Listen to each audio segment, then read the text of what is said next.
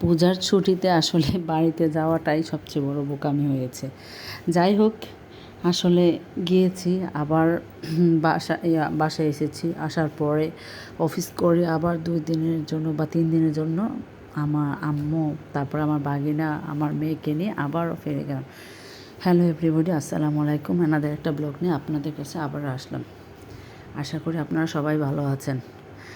আসলে এই পূজার ছুটিতে সবাই যখন বাড়িতে যেতে চায়, তখন আমারও মনে চাইল যে আমিও বাড়িতে যাই। আসলে হুটহাট করে ডিসিশন নেওয়া। তো 2 দিন গিয়েছিলাম শ্বশুরবাড়িতে, এরপরে আবার আসলাম অফিসে আসার পরে তারপরে আম্মু নিয়ে আসছি, আম্মুকে, আমার বাগিনাকে, ওদেরকে নিয়ে আবার বাড়ি চলে গেলাম। খুব জার্নি। আসলে জার্নি করাটাও এরকম হয় না, বা আমার ঘুরতে যাওয়া তেমন একটা হয় না ছোটো বাবু নিয়ে। তো যাই হোক, আমার ভাই সাথে ছিল। তারপরে আমি বাসে উঠেছি, গুলিস্তান থেকেও আমাকে নিয়ে আসার পরে তারপরে আমি ও ডিসাইড করলাম, আমার ছোটো ভাই বললো, আপু আজকে আমরা মেট্রো রেল দিয়ে যাব। তো আমি আসলে অনেক দিন আগেও গিয়েছি মেট্রো রেল দিয়ে, ওখানে অনেক ভিড় ছিল। তা আমার কার্ডটা নিয়ে আসি নাই, তো ওখান থেকে টিকিট কাটছে। আমি আর আমার মেয়ে almost half an hour wait করেছিলাম ওখানে। করার পরে তারপরে ও টিকিট কাটলো, আমার ভাই। কাটার পরে আমরা গেলাম মেট্রো রেল দিয়ে। তো এখানে আমার মেয়ে অনেক সবার সাথে খুব হাসি খুশি। আমি জানি না ও কি আগের থেকেই চিনে নাকি সবাইকে দেখলেই সবাইকে মাশাআল্লাহ, আল্লাহর রহমত দিলে খুব হাসি দিয়ে থাকে। সে মনে অনেক আগের থেকেই চিনে ওদেরকে। তো আমরা ট্রেনের জন্য ওয়েট করতেছিলাম, মানে মেট্রো রেলের জন্য। তখন আমি একটু ভিডিও ক্লিপস নিচ্ছিলাম, আর আমার মেয়ে দৌড়তে যাচ্ছে সবাইকে।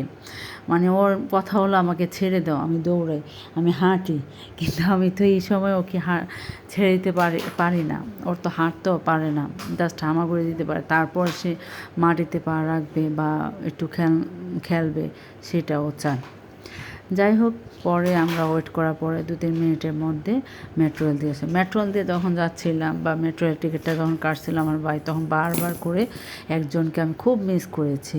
মানে সরি টু সে, বাবা তোমাকে আসলে আমি অনেক মিস করেছি। ইব্রাহিম, তোমাকে আমি যখন সময় পাই আরেকদিন আমি তোমাকে মেট্রো রেলে ইনশাল্লাহ আমি ঘোরাবো, এবং অনেক জায়গায় আমি ঘুরতে নিয়ে যাব। আসলে তোমাকে আমি নিয়ে আসছিলাম, অনেক জায়গায় আমি ঘুরতে নিয়ে যেতে পারিনি, সময় আমার হাতে ছিল না। আর তোমার বোনটার জন্য তো দেখছো কত ডিস্টার্ব সে করে।